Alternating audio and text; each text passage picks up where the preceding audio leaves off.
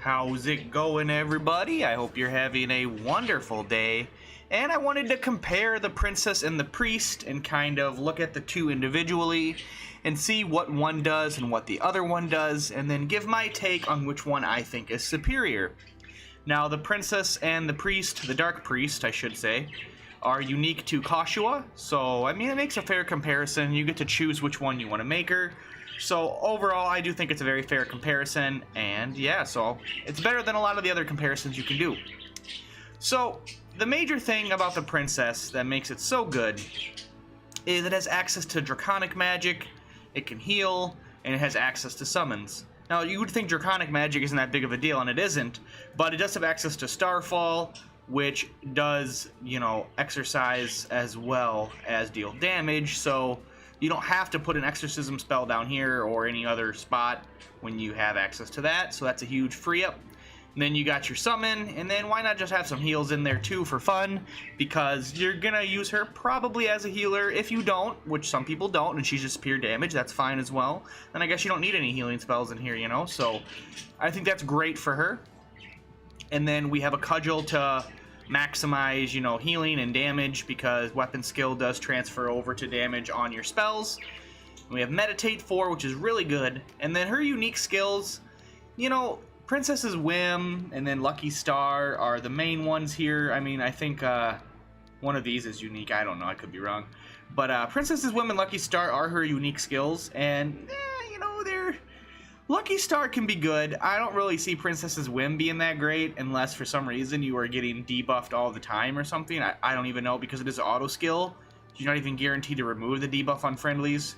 And she does have access to like whips and stuff, which is kind of unique, I mean, not too many classes get access to whips.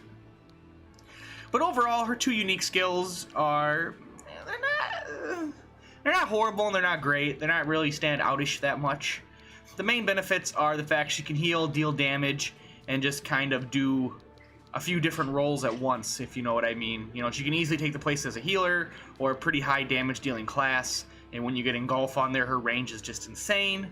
So overall, Princess is one of the best classes in the game, easily, if not top 3, top 5, just as far as what she's capable of, and that's not even counting putting the best gear on her, which I don't have. So you can make her even better than what I have her as. So I definitely think she's very solid as Princess. It's probably the way to go. But Dark Priest is different and offers a different gameplay style and can be pretty useful as well if you really want to. So let's look at Dark Priest. Let's see what we get out of the Dark Priest here. We just swap on over the class change just like that. You wouldn't even know it happened. And all her gear stays the same. We do lose the spells because obviously you can't use holy spells. And it does suck you don't get access to draconic magic. You lose that access. But it is what it is. You can still get your summons.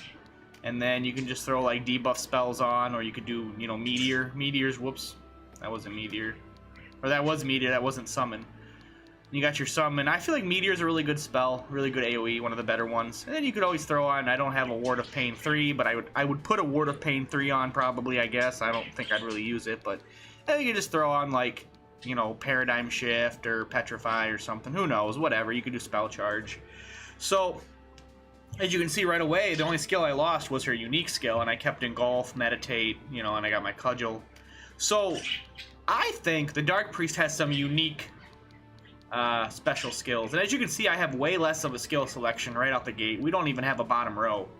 So you do have a lot less skill options, and the weapon choices are cut in half as well, which is kind of a negative as well, if you do want to have that weapon variety. But the unique spells, Iron Maiden and Bloody Gag, are pretty cool. Bloody Gag puts a target to sleep and silences them within 2 tiles of the Dark Priest, and Iron Maiden curses them and poisons them within 2 tiles of the Dark Priest. Now, these sound really good. That's 4 debuffs. If they both proc, that's 4 debuffs and an AoE around the Dark Priest. Super useful, super good. Problem is, you gotta have your Dark Priest in melee range, most likely, and with that little HP and the fact that it's a caster, you're gonna die probably in 3 hits, might be sooner, so that is a problem. But there is a set. I think it's like the Stinky set. I could be wrong. I apologize if I don't got all my armor sets right. But there's like the Stinky set where enemies will avoid you And if you give the Dark Priest that kind of as a gimmick to utilize your skills better, you can basically be doing this and not even get hit. They'll avoid you, they won't try to attack you, and you can just run up to stuff, run into groups, and try to proc your skills, and then maybe cast some magic, or, you know, whatever you want to do. So that is something I was told in a comment a while back, which I thought was really cool, because I looked into it, and I'm like, yeah, dude, that actually sounds very viable. So if you do want to get the Stinky set, you might want to pick Dark Priest over Princess, because you can actually utilize these two auto skills very effectively, and you can just kind of be like an invisible caster as well that just never takes damage because enemies will avoid you. So that is really neat, really cool. But, you know, overall, I don't really think it adds as much variety as the Princess does. It has some unique skills, and, you know, you can use dark magic and stuff, and you can still do your summons, so, I mean, that's good. Dark Priest is definitely the choice, I guess, if you want to go all damage and have no other choices. But I feel like Princess can deal just as much damage as a Dark Priest and have more options. So overall, I gotta go with the Princess as the better class. But like I said, you get the Stinky set, and the Dark Priest can be rather good, I would say. The fact, like I said, you won't get hit, so you can just run around and try to do this. Try to tag everything. But overall, that's how I feel about it. Those are my choices. That's what I would give it. Princess gets the win for me. Let me know what you guys think. What's the better class, Dark Priest or Princess? Which would you prefer? Which would you use? And if you do, how do you use them? How would you use your Dark Priest? Would you put the Stinky set on and do that, or would you do something totally different? You know, is your Princess an attacker, a healer, both? You know, I'd be curious to know your builds on either class as well. How you use them, what you use them for, because that's very interesting to me. And I'd always want to try something new, you know, so... As always, thank you guys so much for watching. I do appreciate it. And I hope to see you in the next one. Until then, later guys. Peace out. Have a good one.